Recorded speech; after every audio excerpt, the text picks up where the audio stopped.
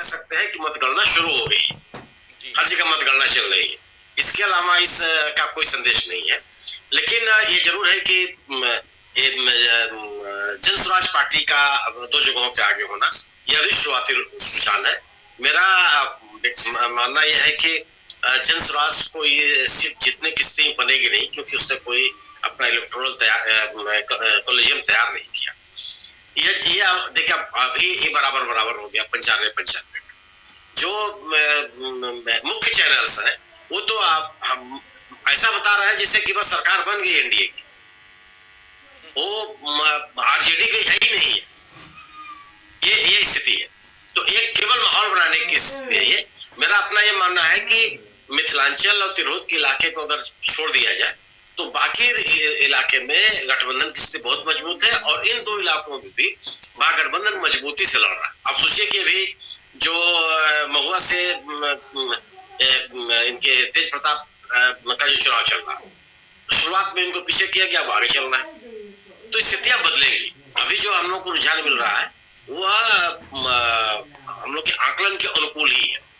जी जी, आकलन के अनुकूल है। ये जो रुझान हम लोग देख रहे हैं 95 195 सीटों में से 95 बटी हुई सीटें और 5 सीट अदर्स के खाते में। राघोपुर से तेजस्वी यादव लगातार आगे चल रहे हैं, अलीनगर से मैथिली ठाकुर लगातार पीछे चल रही हैं, और चनपटिया से जनसुराज के मनीष कश्यप आगे चल रहे हैं। बीजेपी 47 सीटों पर आगे है, नंबर 2 की पार्टी, नंबर 1 की पार्टी आरजेडी 72 सीटों पर आगे है। कांग्रेस पार्टी से जितनी उम्मीद थी उतनी रुझानों में दिखाई अभी नहीं दे रही है, जबकि बैलेट पेपर के बाद अब इलेक्ट्रॉनिक वोटिंग मशीनों की शुरुआत हो गई है।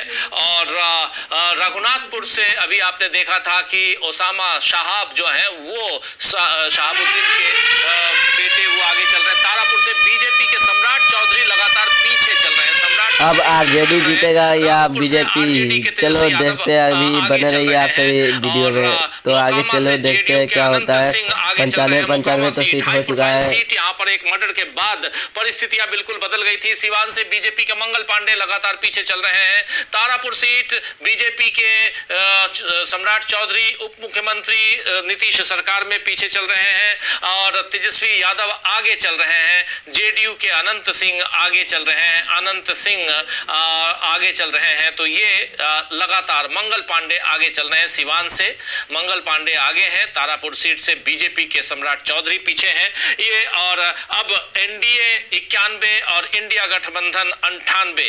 ये देखिए 91-98, आरजेडी 75, कांग्रेस पार्टी 12 और माता सीता ने हनुमान जी को बेसन के लड्डू दिए थे, इसलिए यहाँ विशेष रूप से यह भोग चढ़ाया जाता है। ये लगातार, और इधर 43 BJP, JDU 40, LJPR Chirag Paswan की पार्टी 5, जीतन राम मांझी की पार्टी 1, उपेंद्र कुशवाहा की पार्टी 2, आरएलएम। तो ये इधर आरजेडी का 75 हो चुका है, और अभी जेडीयू 2 नंबर 3 नंबर पे और बीजेपी 2 नंबर पे। चलो देखते हैं अभी आरजेडी जीतता है या बीजेपी या जेडीयू। जेडीयू तो अभी 40 है और आरजेडी का हो चुका है 75। बात हम कर ही रहे हैं।